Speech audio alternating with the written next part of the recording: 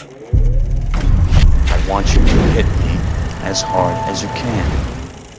Hey everybody, it's Chris Bumbray here again for JoBlo.com with another video edition of The Good, the Bad, and the Badass. And this week we're taking a look at a real badass.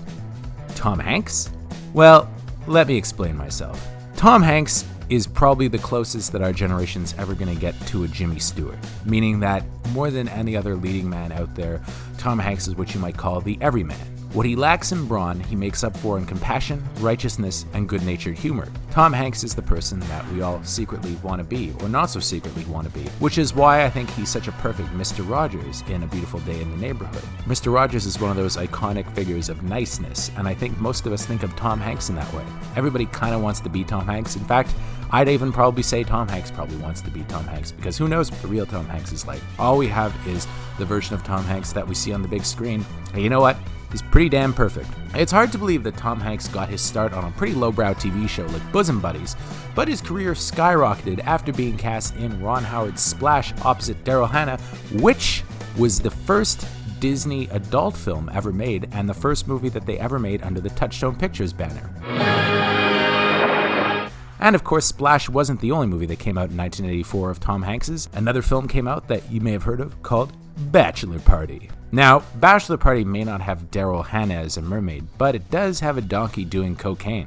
Of course, 1985 wasn't as strong a year for Tom Hanks as 1984 was, with The Man with One Red Shoe and Volunteers probably a misguided effort to reteam him with Splash co-star John Candy both flopping at the box office. But he came back in a pretty major way in the year 1986 in the film The Money Pit co-starring Shelley Long, which is a film I watched over and over again as a kid. Just the idea of Tom Hanks being tormented by this house that's falling apart and getting stuck in the floor and things like that really tickled my funny bone as a kid. I love this film.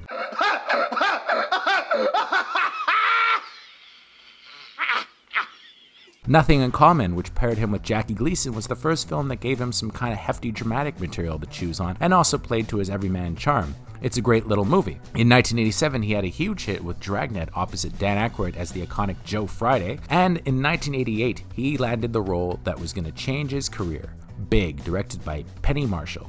In it, he plays a young boy who's magically transformed overnight into a 30-year-old man.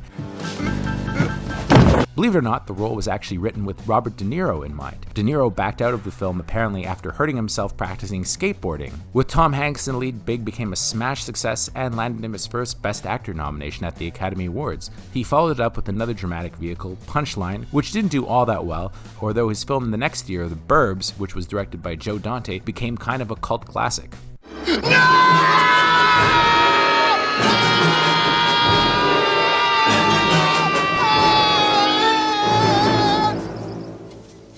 That same year, he did a movie that recently turned up on Disney Plus called Turner and Hooch, which was one of a slew of films pairing human cops with canine partners. Turner and Hooch, though, is, I have to say, definitely the saddest film of that little mini genre to come out, and boy, if you put it on Disney Plus, I'm going to tell you the kids are going to have a hard time with this one.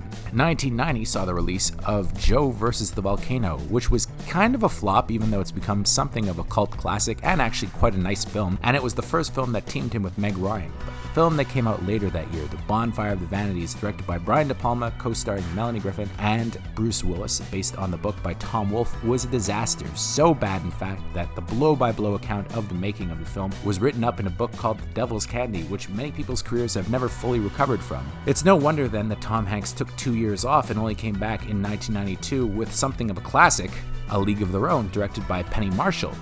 There's no crying in baseball!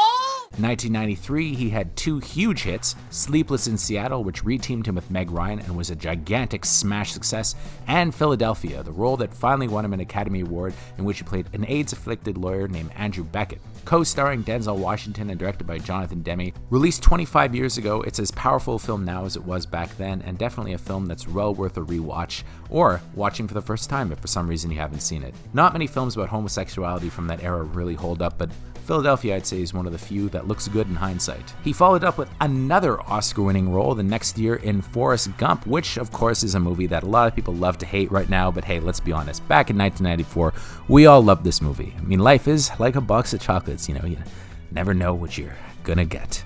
That's all I have to say about that.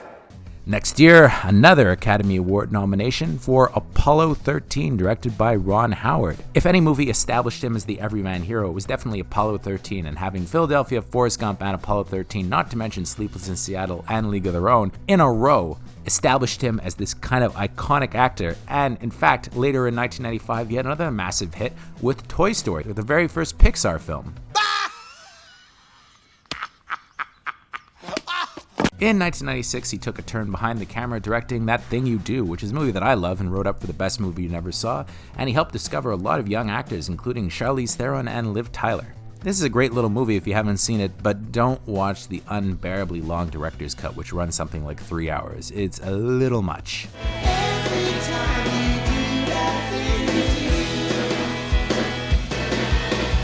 98 is probably one of his best roles, Saving Private Ryan, and it was a darker side of Tom Hanks than we were used to, and he followed it up with a light romantic comedy opposite his favorite co-star Meg Ryan in You Got Mail, and in 1999 he had Toy Story 2, then there was The Green Mile, then there was Castaway, then there was Road to Perdition, Catch Me If You Can, blah blah, and so on and so forth, and so on and so forth, and then of course he played the dead-eyed conductor in the ill-conceived Polar Express, which for some reason was a massive hit, and he did a couple of bad movies where he played Robert Langdon in the Da Vinci Code, and then Angels and Demons. Oh no, yeah, that's right, they made another one. Oh god, what was it even called again? Inferno. So it hasn't all been hits in the last 20 or so years for Tom Hanks, but mostly if he plays the everyman hero, people will go see his films. I mean, look at Sully. Sully's a movie about a pilot who doesn't crash a plane, and it was still a huge hit.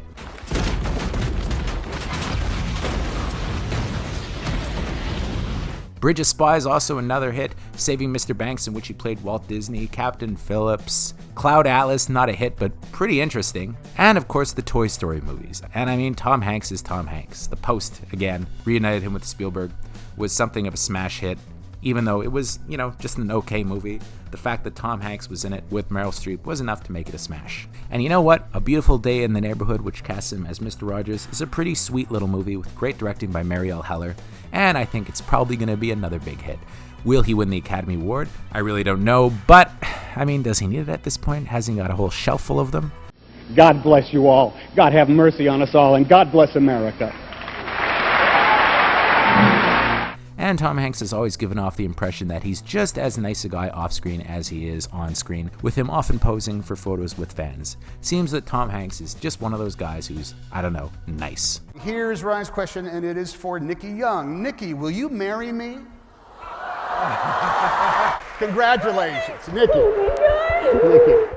If we're looking at best roles, for me, I would say that my favorite Tom Hanks performance, it's pretty close between Philadelphia and Saving Private Ryan, but I have to give the edge to Saving Private Ryan. Here, Hanks once again plays the everyman, but this is one that's pushed to his physical and mental limits by the horror of war. This is a brutal, devastating film, not the movie we were expecting from Steven Spielberg back in 1998. It's Hanks at his most intense, and his Captain John Miller is far from your prototypical big screen war hero, with him being just another guy trying desperately to earn his way back home so he can reunite with his family. Think of him as the anti-John Wayne.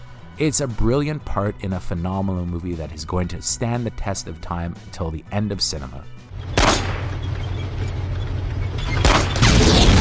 His most overrated movie, though, I have to say I do not care for the Robert Langdon films based on the Dan Brown books. Ron Howard has always been hit and miss for me as a director, and I think that the Robert Langdon films just bring out the worst in him, and at the same time they've tried to remain slavishly devoted and faithful to these novels, which are fine enough as page-turners or airport reads, but really don't hold up on the big screen. They always have good scores by Hans Zimmer, and Tom Hanks has always tried to get into shape for them, but I really do not care for these movies at all. I wish that they had just let it go at the Da Vinci Code, which itself wasn't that great of a movie, although it made a lot of money. I don't know why we've gotten 3 of them. I'm kind of sick of it. It's a franchise that, for me, has never really worked. Someone created a plague.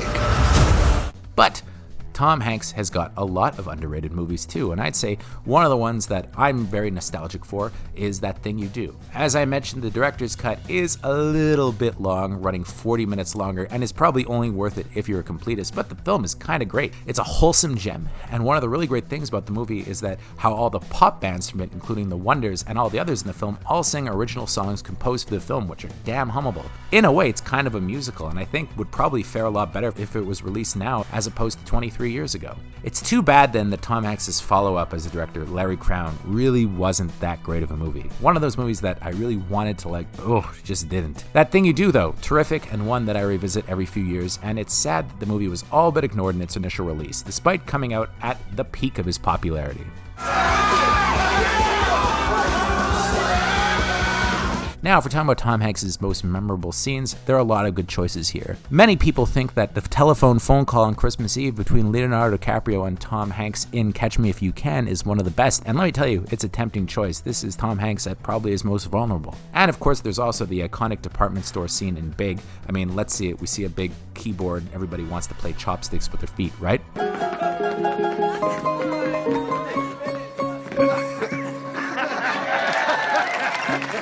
I've rarely been as moved as a performance as by Tom Hanks in Philadelphia, with the stirring scene where he explains the meaning of Maria Callas's Mama Morta, really expressing his anguish over the character's looming death while Denzel Washington looks on mesmerized. It's an absolutely brilliant moment in a harrowing film that has really stood the test of time.